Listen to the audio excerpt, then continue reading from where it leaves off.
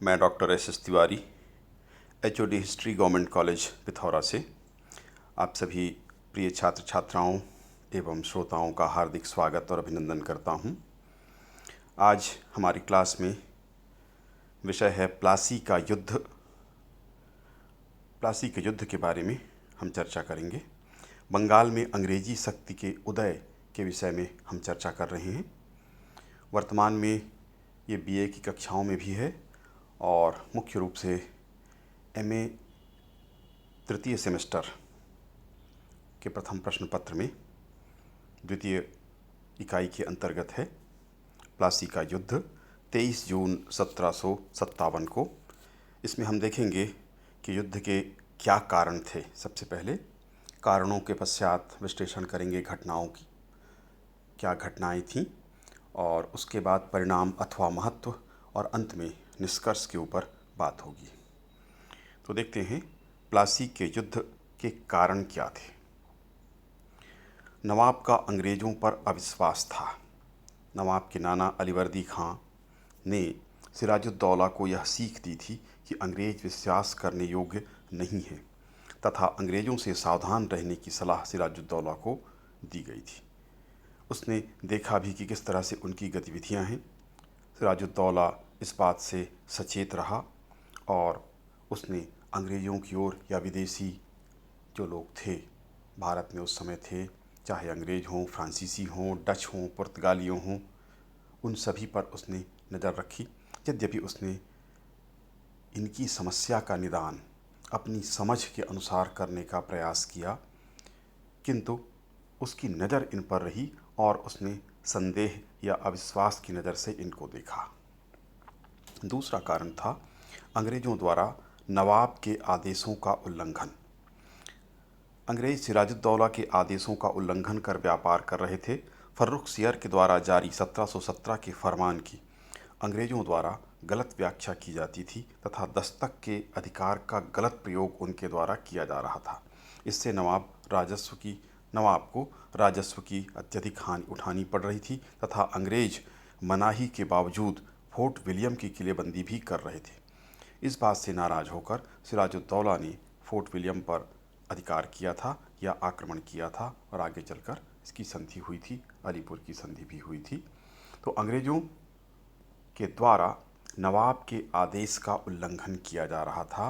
व्यापार भी free pass system का जब ये दस्तक का प्रयोग कर रहे थे तो अपना व्यक्तिगत व्यापार कर रहे थे और यहाँ तक कि भारतीयों के माल को भी अपना माल बताकर कर से बचा रहे थे, नवाब के कर से, चुंगी से, और उनसे रिश्वत लेकर ये काम भारतीयों के साथ वो कर रहे थे। इसकी जानकारी भी सिराजुद्दौला को थी। अगला कारण था नवाब की अलोकप्रियता।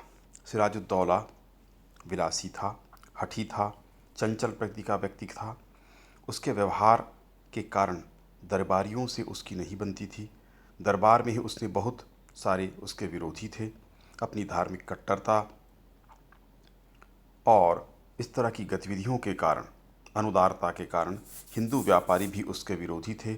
जब उसने निम्न पद वाले मोहनलाल को अपना मंत्री और मीर मर्दान को उसने निजी सैनिकों का सेनापति नियुक्त किया तो मीर जाफ़र को ऊंचे पद से उसने हटा दिया। उसके वरिष्ठ दीवान राय दुर्लभ सहित मीर जाफ़र उससे रुष्ट हो गए। मीर जाफ़र के साथ उसके तीव्र मतभेद थे। सिराजुद्दौला के द्वारा मीर जाफ़र के निजी आवास को तोप से उड़ाने का प्रयास किया गया था। इसके अलावा प्रभावशाली संपन्न व्यक्ति जगत सेठ मेहताब राय को भरे दरबार में उसने थप्पड़ मारकर अपमानित किया था। इसी कारण जगत सेठ और मीर जाफ़र ने षड्यंत्र किया था और इसके अतिरिक्त नदिया के कृष्णचंद्र महाराज, कुछ बड़े जमींदार, कोलकाता के धनाढ्य सिख व्यापारी अमीचंद, दीवान राय दुर्लभ जैसे लोग भी उसके विरोधी थे तथा उसके खिलाफ षड्यंत्र में संलग्न थे। इस तरह से अपने दुर्व्यवहार के कारण, अपने अच्छे व्यवहार न करने के कारण, अपने क्रोधी और हठी स्वभाव के कारण बहुत सारे लोगों को उसने दुश्मन बना लिया था और उसके बहुत सारे विरोधी दरबार में और धनाढ्य लोगों में उत्पन्न हो गए थे। तो उसके विरोध और उसकी अलोकप्रियता के कारण भी ये युद्ध का एक कारण बना था। षड्यंत्र उसके खिलाफ शुरू हुआ था। अंग्रेजों की साम्राज्यवादी महत्वाकांक्षा। दक्षिण भारत में कर्नाटक और हैदराबाद में जिस तरह से अंग्रेजों ने गतिविधियां की थीं, इस तरह से बंगाल में भी अपनी साम्राज्यवादी सोच के अनुसार कार्य करना चाहते थे। यह बंगाल में कमज़ोर व्यक्तियों का पक्ष लेकर अपना राजनीतिक अधिकार करना चाहते थे। वह ऐसा उम्मीदवार खोज रहे थे जो फ्रांसीसियों का विरोधी और अंग्रेज़ों का समर्थक हो तथा उन्हें सभी व्यापारिक और राजनीतिक लाभ प्रदान करने वाला हो।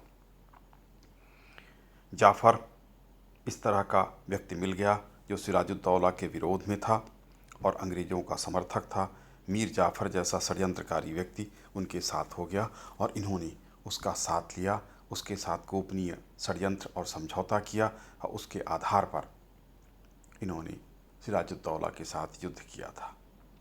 फ्रांसीसियों के विषय में अंग्रेज़ों का भय था। अंग्रेज़ों को इस बात का भय बना हुआ था कि दक्षिण में फ्रांसीसियों और अंग्रेज़ों का संघर्ष चल रहा था। उनका मानना था कि स्वाभाविक रूप से नवाब और फ्रांसीसियों में मित्रता हो जाएगी तथा बंगाल में अंग्रेज़ों को इससे खतरा होगा।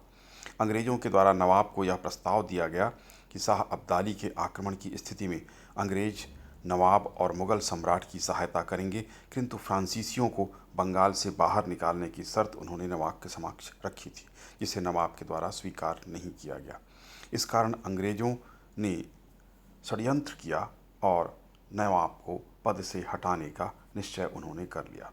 तो फ्रांसीसियों के बारे में उनको भय था कि वो फ्रांसीसी और नवाब सिराजुद्दौला एक साथ मिल जाएंगे और उनके खिलाफ युद्ध करेंगे और उनको बंगाल से बाहर निकालने का प्रयास करेंगे।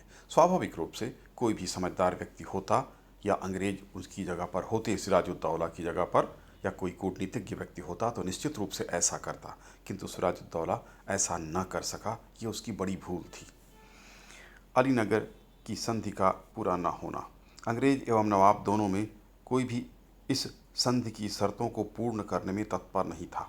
नवाब ने क्षतिपूर्ति राशि देने का जो वचन दिया था उसे वह पूरा नहीं करना चाहता था। अंग्रेजों ने शांतिपूर्वक रहने का वचन दिया था, किंतु वो राजनीतिक परिस्थितियों के दृष्टिकोण से शांत नहीं रह सकते थे।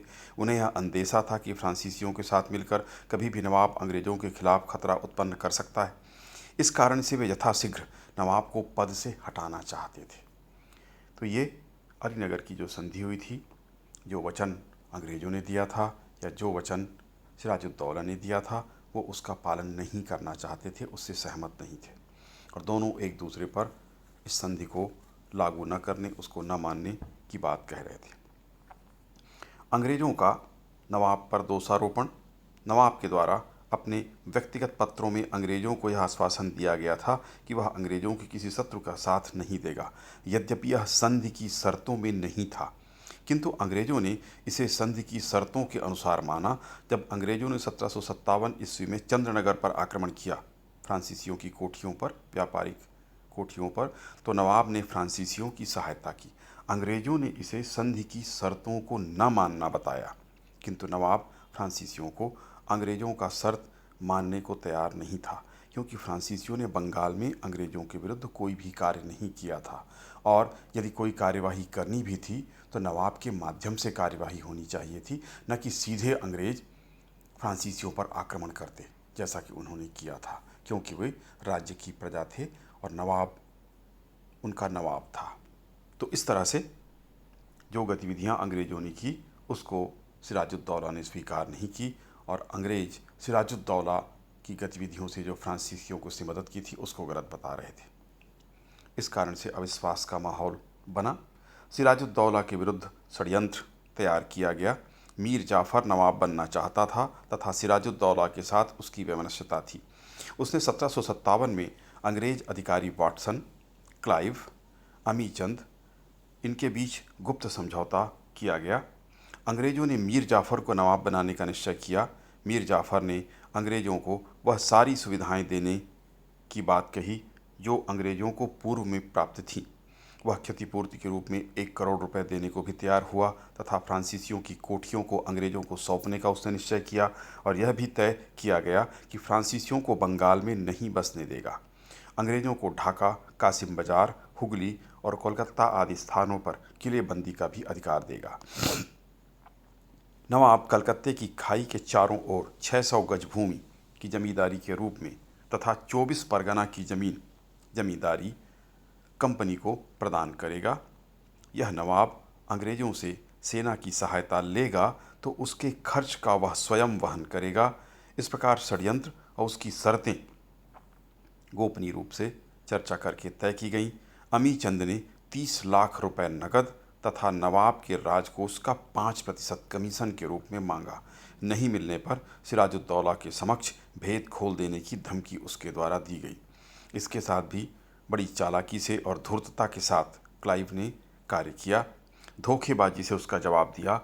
2 पत्र संधि के लिए तैयार किए गए। एक था श्वेत सफ़ेद रंग का पत्र जिस पर संधि की वास्तविक शर्तें उल्लिखित थीं, और एक था लाल पत्र। यह जाली पत्र था।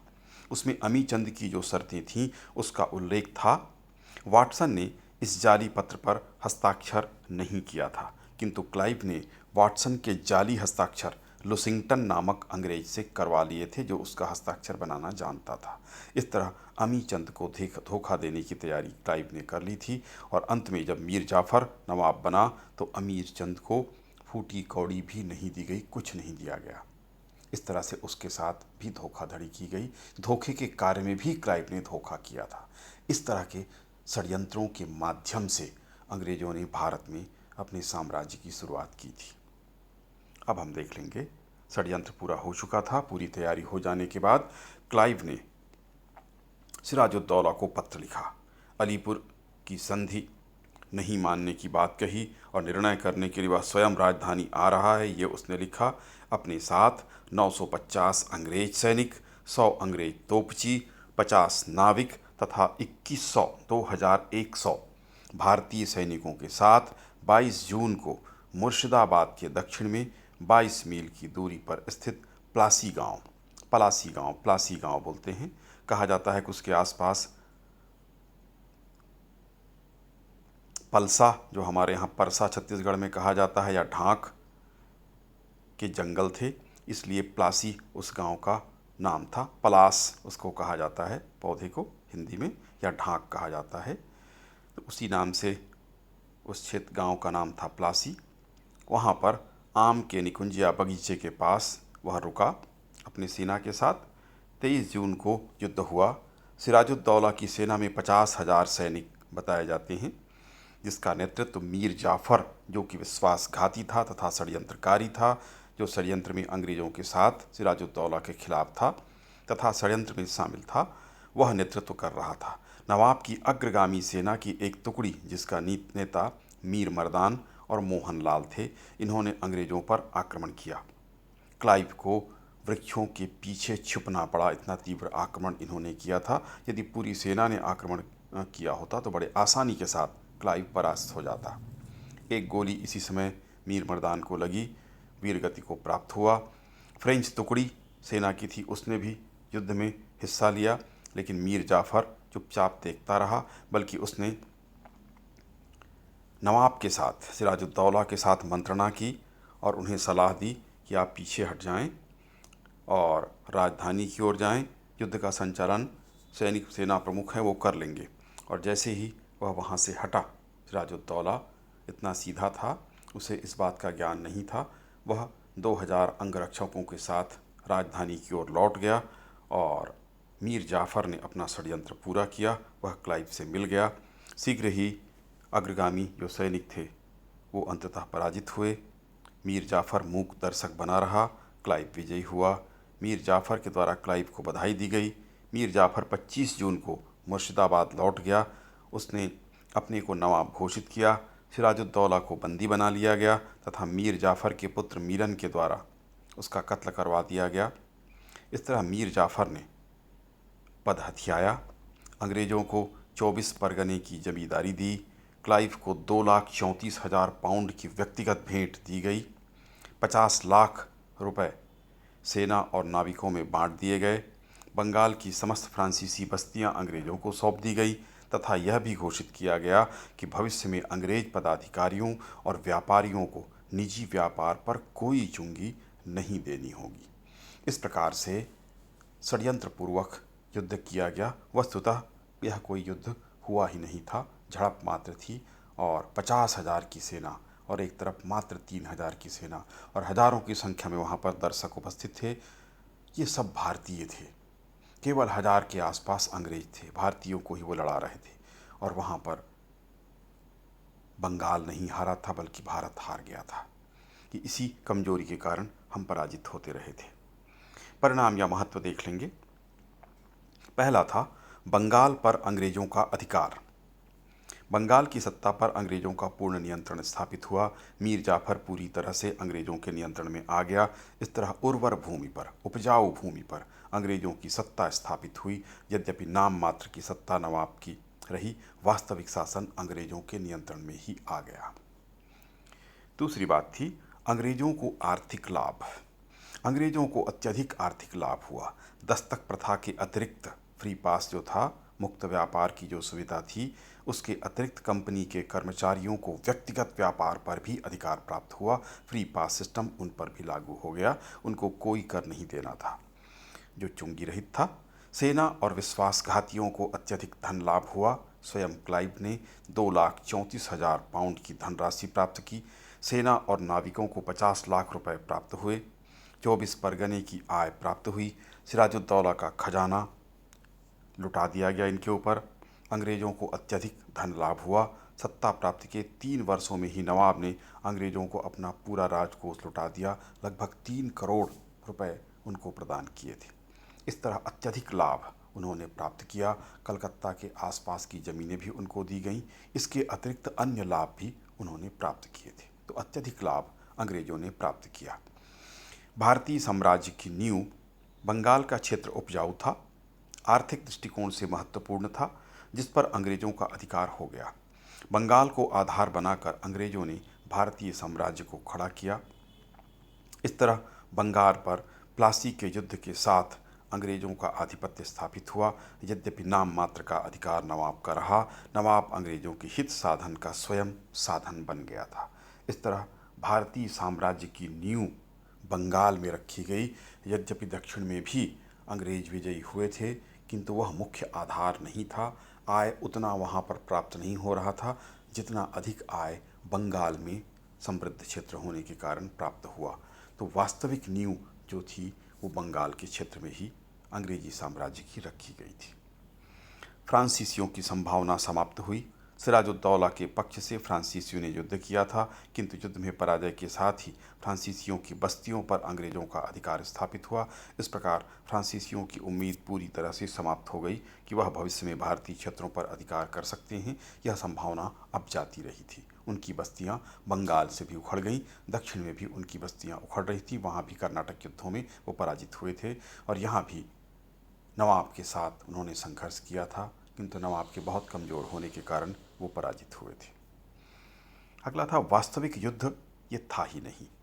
वस्तुतः यह कोई युद्ध नहीं था, नाम मात्र का युद्ध था। वास्तविक होने के बजाय यह क्लाइव का षड्यंत्र मात्र कहा जाना चाहिए।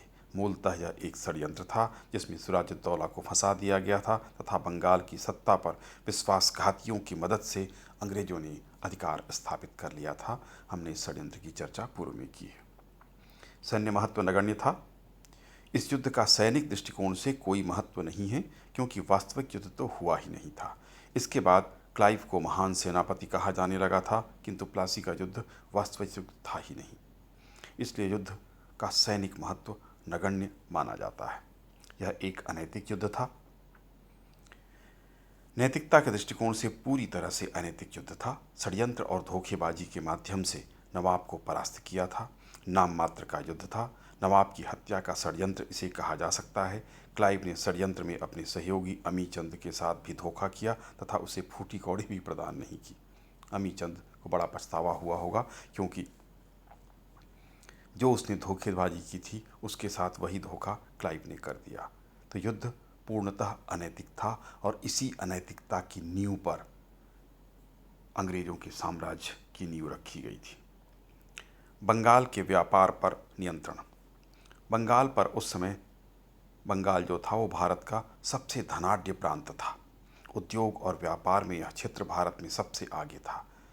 इसके व्यापार पर अंग्रेजों का पूर्ण नियंत्रण स्थापित हो गया था। अंग्रेजों ने बंगाल का अत्यधिक शोषण किया। बंगाल के व्यापार पर उन्होंने अपना एकाधिकार कायम किया। राजनीतिक सत्ता भी एक तरह से उनके हाथ में आ गई। जो कमी रह गई थी वो अगले बक्सर के युद्ध में पूरी हो गई थी और पूरा नियंत्रण बंगाल पर अंग्रेज़ों का स्थापित हो गया था। तो पहले दक्षिण भारत से शुरुआत हुई थी, किंतु बंगाल में आकर अंग्रेज़ों के साम्राज्य की नींव यहाँ पर जम गई थी और इसी को आधार बनाकर फिर उन्होंने पूरे भारत में अपने साम्राज्य या उपनिवेश की स्थापना की थी। निष्कर्ष देख लेते हैं। प्लासी के युद्ध ने भारत में अंग्रेज़ों की भूमि तैयार कर दी, जिस पर उन्होंने अंग्रेजी साम्राज्य का बीजारोपण किया। बंगाल की भूमि उपजाऊ थी, अतः कृषि कार्य समृद्ध था। व्यापारिक दृष्टिकोण से यह क्षेत्र महत्वपूर्ण था तथा भारत के धनाढ्य क्षेत्रों में बंगाल एक था। इस क्षेत्र पर अंग्रेज़ों का अधिकार इसी प्लासी के युद्ध के साथ शुरू होता है। अंग्रेज साम्राज्यवाद की नींव मुख्य रूप से यहीं रखी गई। यद्यपि इसके पूर्व दक्षिण में भी संघर्ष चल रहा था और उन्हें सफलता प्राप्त हो रही थी, किंतु बंगाल की भूमि अधिक महत्वपूर्ण थी। अंग्रेजों ने साम्राज्य की नींव अनैतिकता, धोखेबाजी तथा विश्वासघात के ऊपर रखी तथा इसी नीति को आदर्श बनाकर आगे भी उन्होंने कार्य किया। उन्होंने भारतीय साम्राज्य की स्थापना भी की। इसी आधार पर आगे चलकर भी अंग्रेजों ने फूट डालो और शासन करो की नीति अपनाई भारतीयों के बीच। हड़प नीति, डलहौजी ने, सहायक संधि, लॉर्ड वेलेजली ने इस तरह की नीति का अनुसरण, विलय नीति का अनुसरण उनके द्वारा आगे भी किया गया तथा छल और कपट के माध्यम से व्यापारिक एवं राजनीतिक एकाधिकार उनके द्वारा प्राप्त किया गया। भारत की भोली भाली जनता एवं शासक एक एक कर उनके चंगुल में फंसते गए तथा विस्तृत अंग्रेजी साम्राज्य की स्थापना भारत में अंग्रेजों ने कर दी। इन सभी से हम परिचित हैं, जिससे भारत 15 अगस्त 1947 को पूर्ण आज़ादी प्राप्त करता है। तो 1757 में ये शुरू हुआ था। 100 साल के पश्चात विद्रोह का झंडा भारत में खड़ा हुआ, किंतु सफलता प्राप्त नहीं हुई। और फिर 90 साल के बाद ये संयोग है कि 1757 प्लासी का युद्ध, 1857 की क्रांति और 1947 ठीक 90 साल बाद भारत स्वतंत्र हुआ था। अल्फ्रेड लायल के अनुसार प्लासी में क्लाइव की सफलता ने बंगाल में युद्ध और राजनीति का एक अत्यंत विस्तृत क्षेत्र अंग्रेजों के लिए खोल दिया था। के एम पणिक्कर के अनुसार प्लासी एक ऐसा व्यापार था जिसमें बंगाल के धनवानों, सेठों और मीर जाफर ने नवाब को अंग्रेजों के हाथों बेच दिया था। तो ये प्लासी का युद्ध था, महत्वपूर्ण युद्ध था। इसी के साथ मुख्य रूप से सभी इतिहासकार इसमें प्रायः सहमत होते हैं कि मुख्य रूप से प्लासी के युद्ध के साथ ही नींव भारत में अंग्रेजी साम्राज्य की या उपनिवेश की पड़ी थी।